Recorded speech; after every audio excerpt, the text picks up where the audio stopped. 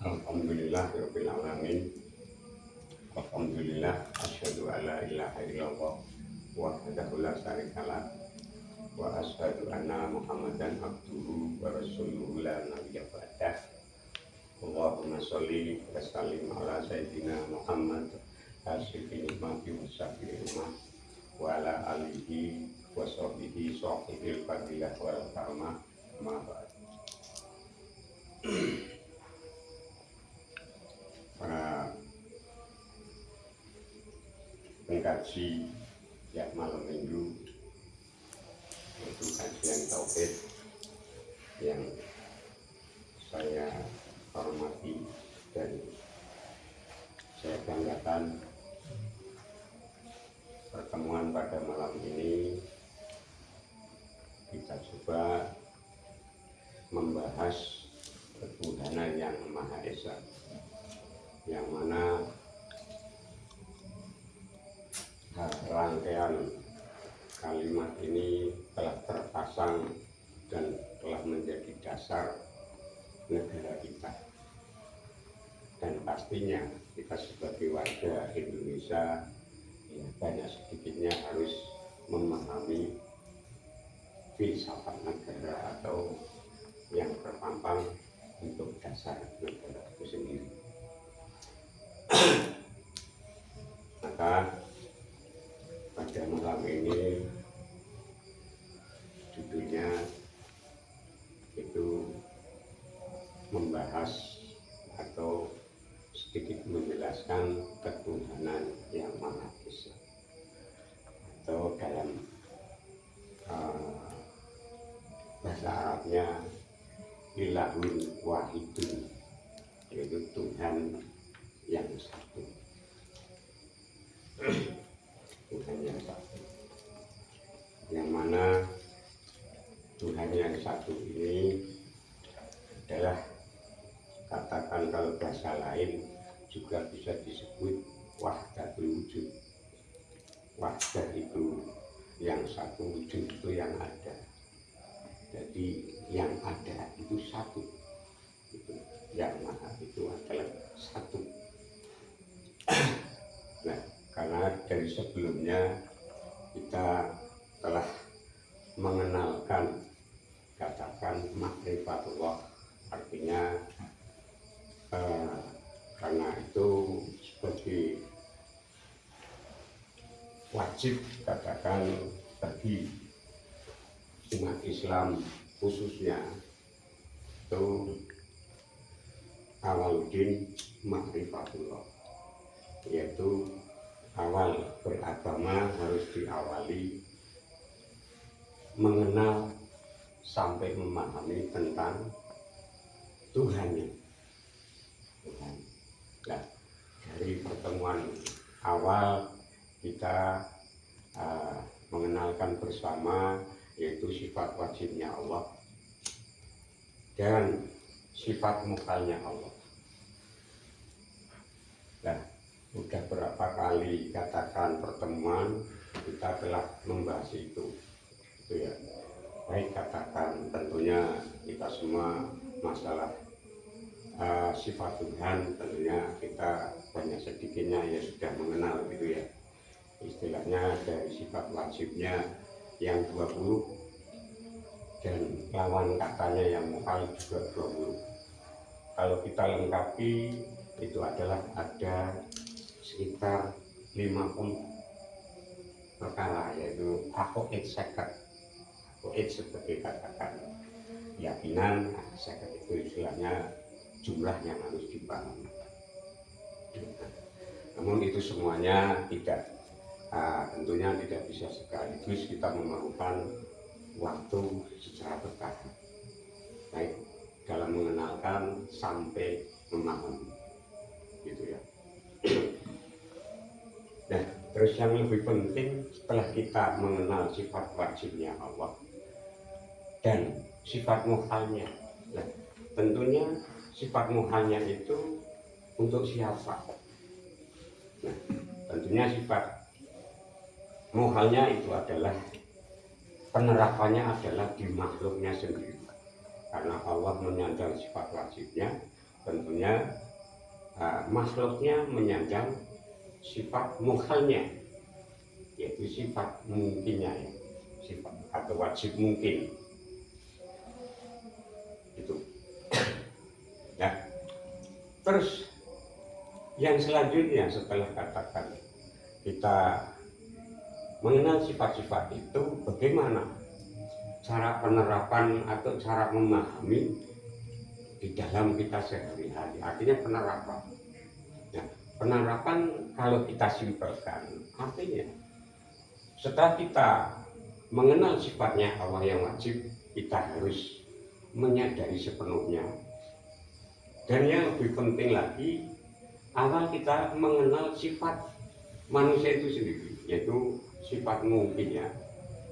Ya, kita harus menyadari pula bahwa itu sifat manusia.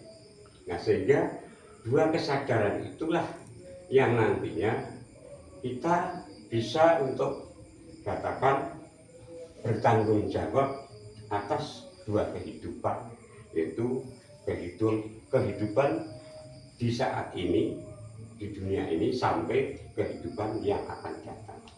Itu kalau dua kesadaran itu kita terapkan dalam katakan sekaligus, istilahnya dua kesadaran itu kita terapkan pada diri kita masing-masing.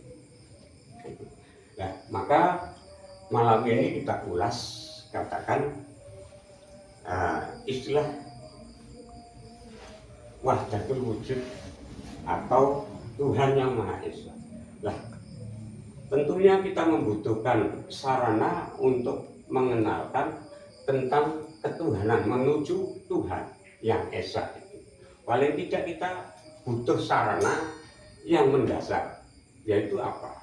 Tentunya kita sebelum mengenal Tuhan, kita harus kenal pada diri kita. Nah, ini dasar untuk katakan untuk meraih mengenal pada Tuhan itu sendiri. Itu kita menyadari misal bahwa mengenal Tuhan, sebelumnya mengenal Tuhan harus kita mengenal diri sendiri, yaitu kalau disebutkan dalam istilah man arafa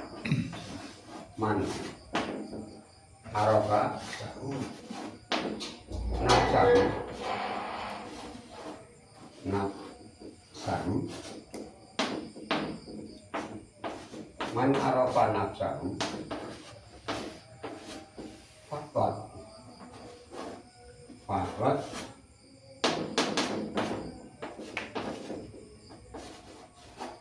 arafa rabbahu.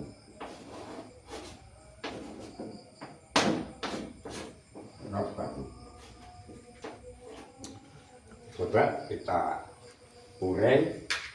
Pertama, man arafa nafsahu, barang siapa atau siapapun orangnya yang telah mengenal atas dirinya, nafsahu berarti dirinya, yaitu rahasia diri. Di sini berarti katakan siapapun orangnya, baik laki-laki, perempuan, muda maupun tua, artinya jenis manusia itu sendiri, katakan telah kenal dirinya, maka betul-betul atau teman-teman mengenal pada Tuhannya. Nah, sekarang untuk mengenal diri, tentunya nafsahu bicara diri. Nah, diri pertama katakan manusia, berarti di sini tiada ya. Ini yang harus kita sadari. Asal mula manusia adalah tiada, gitu ya. Karena ini untuk menuju kesadaran katakan sebagai manusia. Tiada. Terus lawan katanya tiada berarti ada ya? Ada. Yang kedua, wujud. Idam berarti dulu ya. Nah, berarti di sini baru. Terus yang ketiga,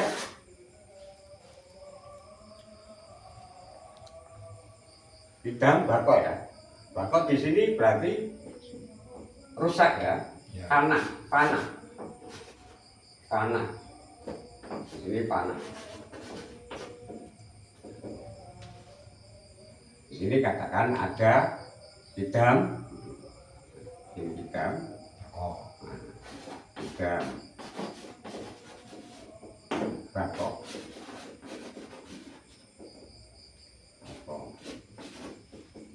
Yang keempat,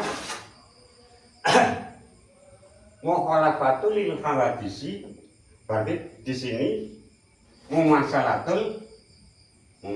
artinya sama dengan yang lain, sama dengan yang lain,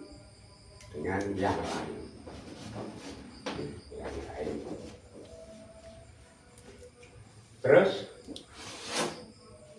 yang kelima, sama dengan yang lain. Di sini mukhalafatul lil hawadisi ya. Mukhalafatul lil hawadis.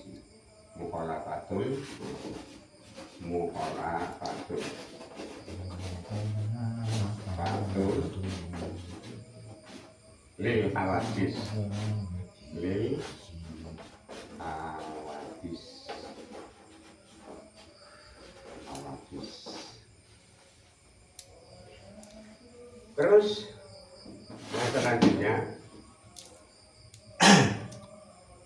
mukhalafatul lil hawadisi, yamuhu binafsihi. Yamuhu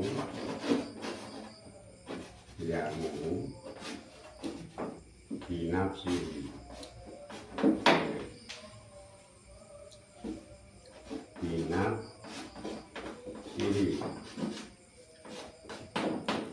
Yamuhu binafsihi artinya berdiri dengan sendirinya.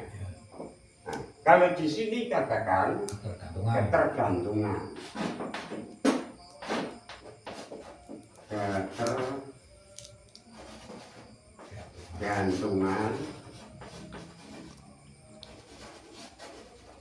Dengan yang lain, dengan lainnya.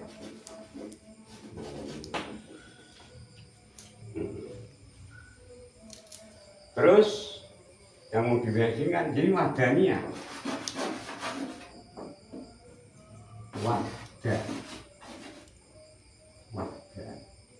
Ini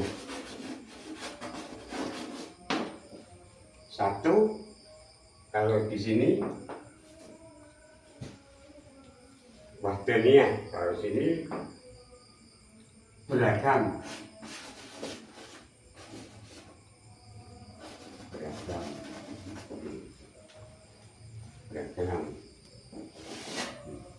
Nah, oke, kita sambil jalan. Jadi yang pertama, kita perlu menyadari diri bahwa yang namanya manusia hakikat itu tiada. Bukan ada, tapi tiada. Berarti kok sekarang kita ada karena diadakan. Berarti baru kan? Nah, baru. Nah, terus, ini pentingnya kita ungkap. Artinya untuk mulai membangkitkan kesadaran diri masing-masing, maksudnya kan gitu. Karena apa? Hakikatnya bahwa manusia adalah tiada. Maka kalau sekarang kita mengaku merasa ada, misalnya merasa ada,